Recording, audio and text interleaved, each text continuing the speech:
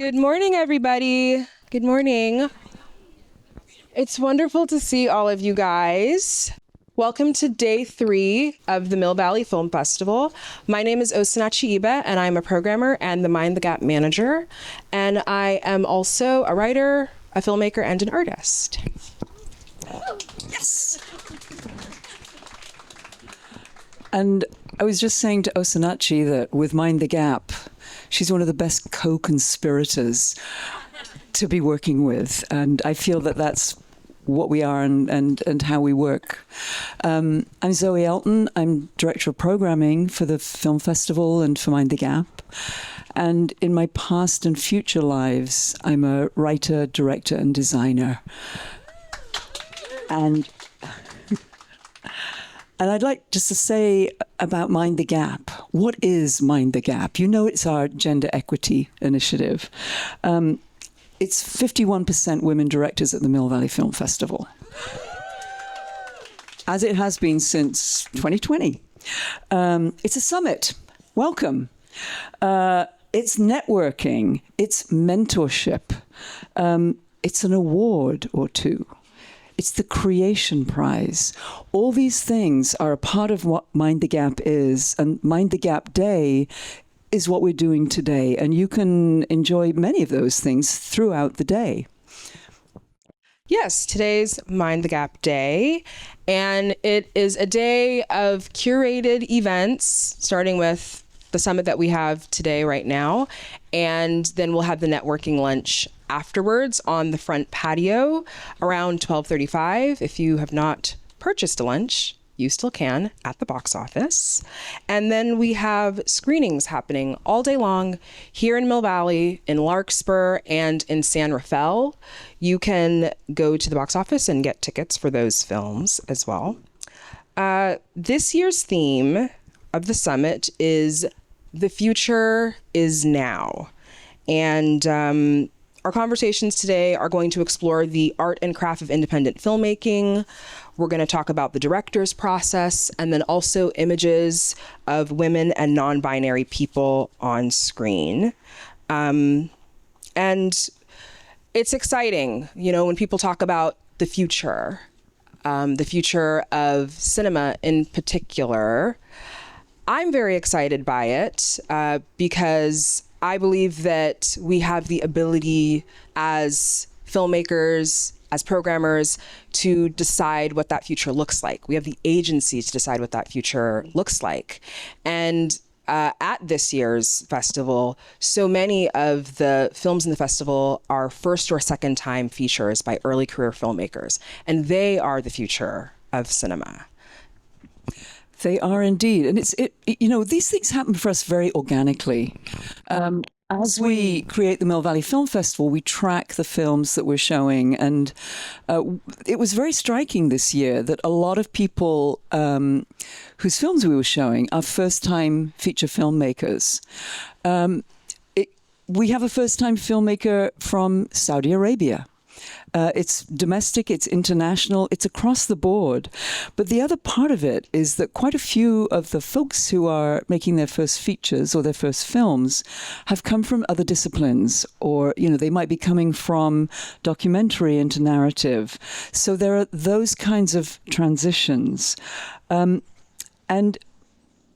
I think there's also a generational shift that we're seeing, both literally, but also aesthetically, that people are really engaging with film and ways of storytelling in a way that articulate who we are as human beings in the broadest spectrum, and that's what we want to see. So thank you all for being here today, and we'll get started. We will get started. We're going to kick off the summit with a keynote conversation between the groundbreaking cinematographer and director Rachel Morrison and our very own director of education, Angela Colabella. So welcome to the stage, Angela and Rachel.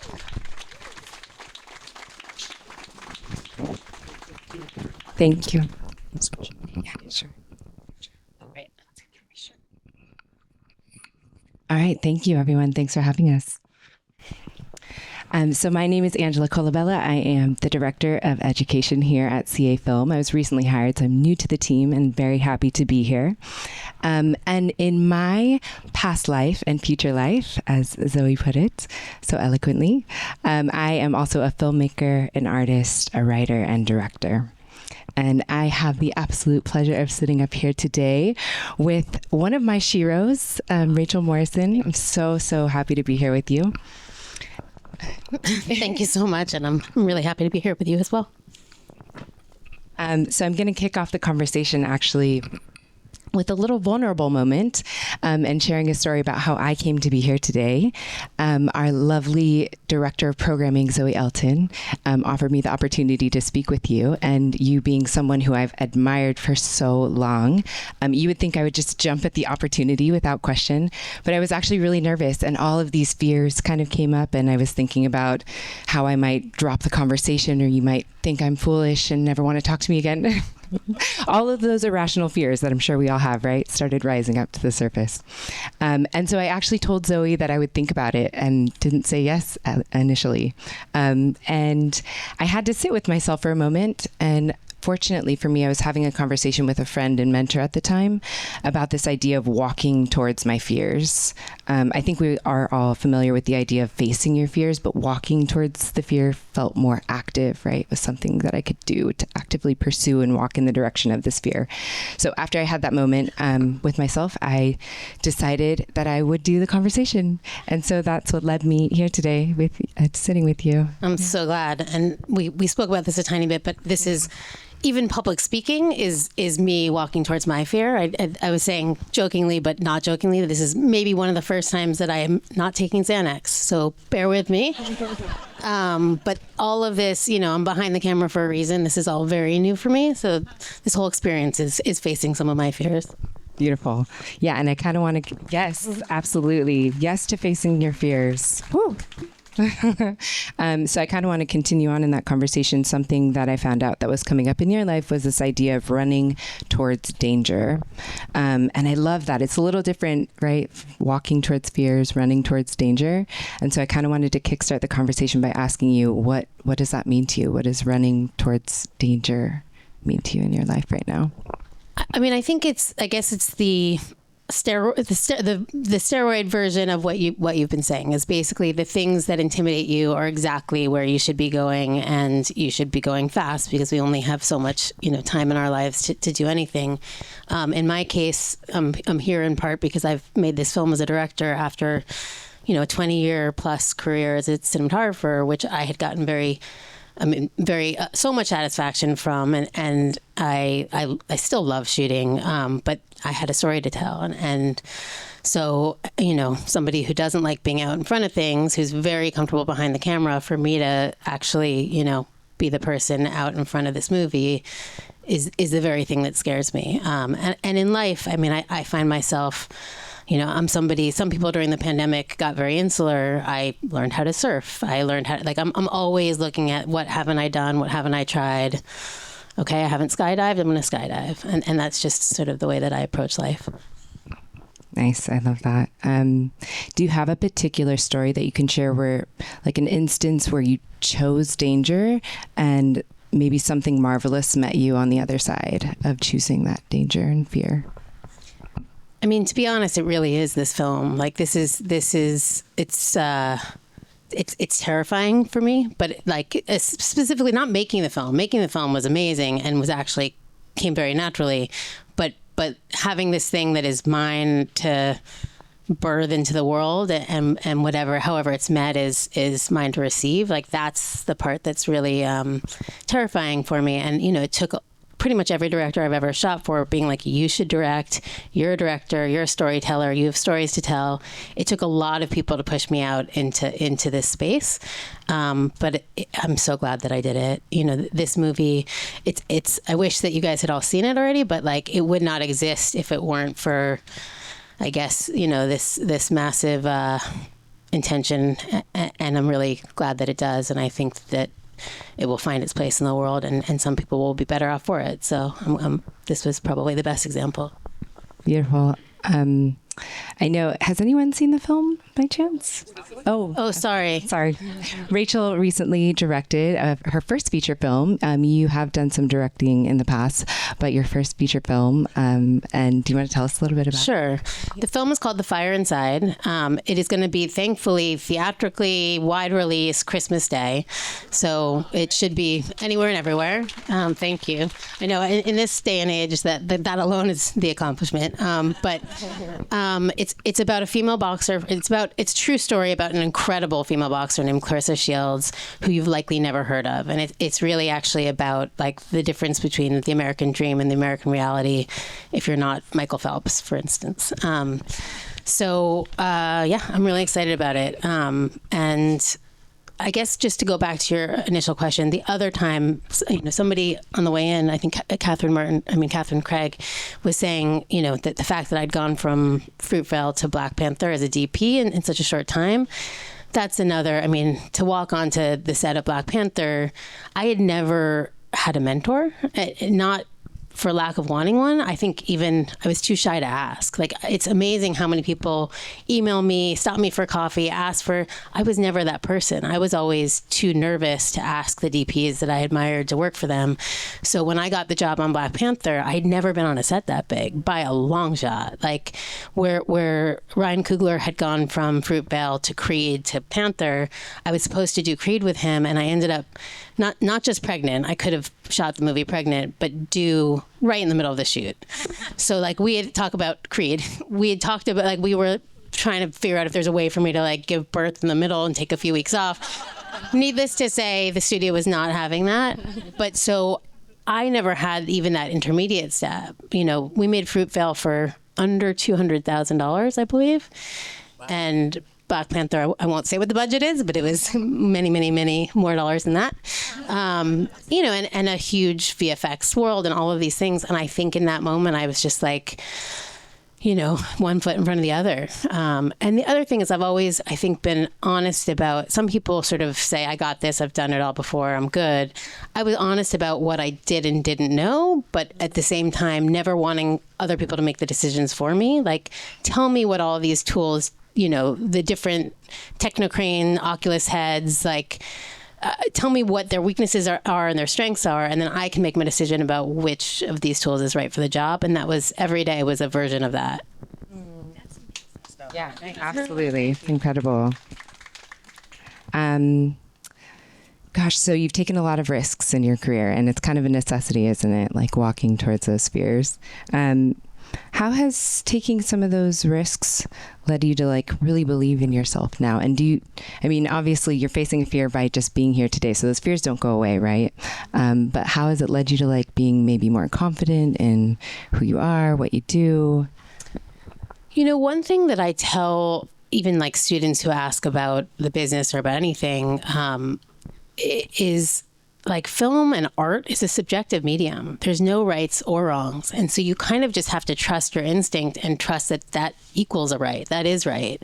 And so I think if you lead from a place of, I guess confidence is everything in that respect. Like, you just have to trust that your gut is right in that moment. And therefore, the art will follow, if that makes any sense. Like, I think the second you start to doubt, you could light the scene 10,000 different ways and it would, be a version of itself, but whatever one you choose just has to be the right one. I guess as I've done it and done it successfully, I think I've had more and more real confidence that my decision is the right one. If that makes sense. Yeah, definitely.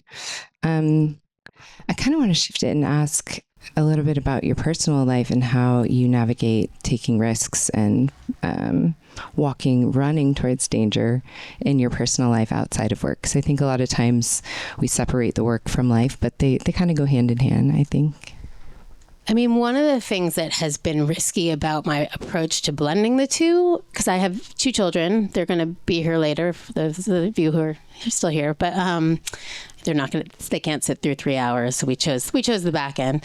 But when I got pregnant with my first child, Wiley, I had done Fruitvale. I hadn't done anything else. And there was still this real necessity to hide it from people. And actually, when there was a job, a movie that was still, I mean, a fantastic movie that I was hired to shoot. And when they found out how close it was going to be to the birth, they sort of retracted the job offer, and it, you know, broke my heart. But even in that process, it was definitely like there was a feeling like don't let people know you're pregnant. Don't let people know you have a baby. Don't let people know you're a mother. Like work. And so when I got pregnant with Cleo, my second, at this point I had, you know, some standing in the business, and I'd shot Black Panther, and I just made it a point to like, I'm not going to do this, and I'm going to, you know, hopefully help, you know, tell people that it's okay and that you can be a working cinematographer, director, whatever, and mother. And so I was, you know, there was a job actually right after she was born where I asked if I could bring her to the pre-light, and I was steeping this one, and they said as long as we signed a waiver of liability. I was like, absolutely, like I get that. You can't just have kids on set without, you know, giving the production a way out if somebody gets hurt. But they let me do it, and so I had her in a little like snuggly while I'm pre-lighting, and then I brought her to this shoot when I could, and I've sort of, and even then when I was pumping, you can't leave for 20 minutes every 3 hours if you're a working DP. So I was like, guys, you're going to like screw the taboo. Like I'm going to pump on set. And so I built a little tray on my dolly, and I had the things going up my shirt, and just like, and trying to kind of normalize it for people. Oh, absolutely. Give it up. Superwoman. But so I guess, like, you know, in some ways that was a version of facing my fears. Is, you know, it's a little terrifying to just be like, screw it, I'm going to bring my kid to set, or I'm going to milk on set or whatever, pump on set. But I think, you know, I've always wanted to be a mom, and I've always wanted to be a filmmaker, and the way to have both is kind of actually not to compartmentalize them, it's to bring them together. That is wonderful, right? I don't get to hear those stories enough, you know, about women bringing their children to set and embracing those roles in your life, because you are not just a cinematographer, you're a mother, you're many things, and I love that you've blended them. That's really beautiful. Well, I think we have to fight the idea that it makes you, you know, less available or less good at what you do. Like, we have the space for both of these things, and if anything, I think my experience as a mom has given me greater empathy as a storyteller and greater experience as a storyteller, which isn't to say you have to have kids to have that empathy, but for me, you know, I think I'm better at my job. Also, if I take a job now, I'm going to give it 110% because I'm usually at this point leaving the kids now that they're in school, you know, so it's sometimes, you know, a good amount of time away from them. So it's like laser sharp while I'm there. Awesome. Amazing. I'm going to shift. We're actually just coming up at the end of our time here, which it went by so quickly. And I wanted to do a little creative exercise at the end of our talk. I love meditation. You don't have to love meditation to do this. It's a little creative exercise, but I invite you to play along. There were some words that came up when we were talking about things that were happening in your life.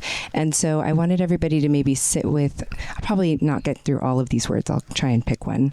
But sit with a word, see what comes up. By asking you to meditate, I'm just asking you to see how it arises in your life. Is it something that you feel like you're mastering? Is it something that you feel like you're struggling with? And then Rachel, I'd love to hear kind of your feedback on how this is permeating in your life. I have 3 words here, actually. Maybe, do you want to pick one that we can, there's one of those 3? Let's go with resilience. Okay, so I'm going to say the word. I'll invite you to close your eyes if you'd like to. No, you don't have to if you'd like. And the word is resilience. How is resilience showing up in your life currently? And try not to judge it, just sitting with it for a moment. And then Rachel, when you're ready, you can kind of respond and talk about how it's showing up for you.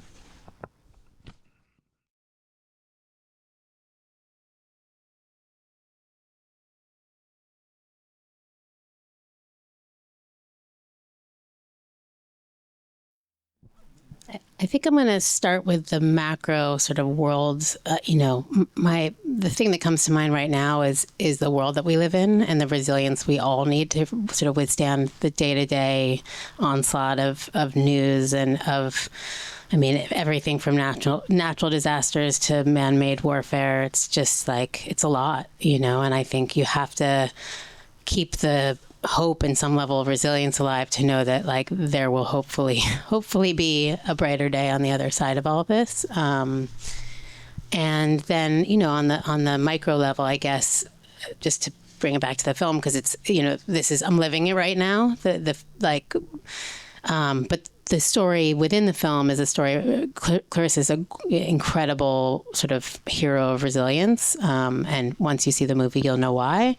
But then making the film has actually mirrored her story. It's taken many years. We went through a pandemic. We went through basically one studio change, one studio merger, like actor change, all kinds of things. And at the end of it, it's the exact movie that I'd always wanted to make. And the movie's actually better off for it.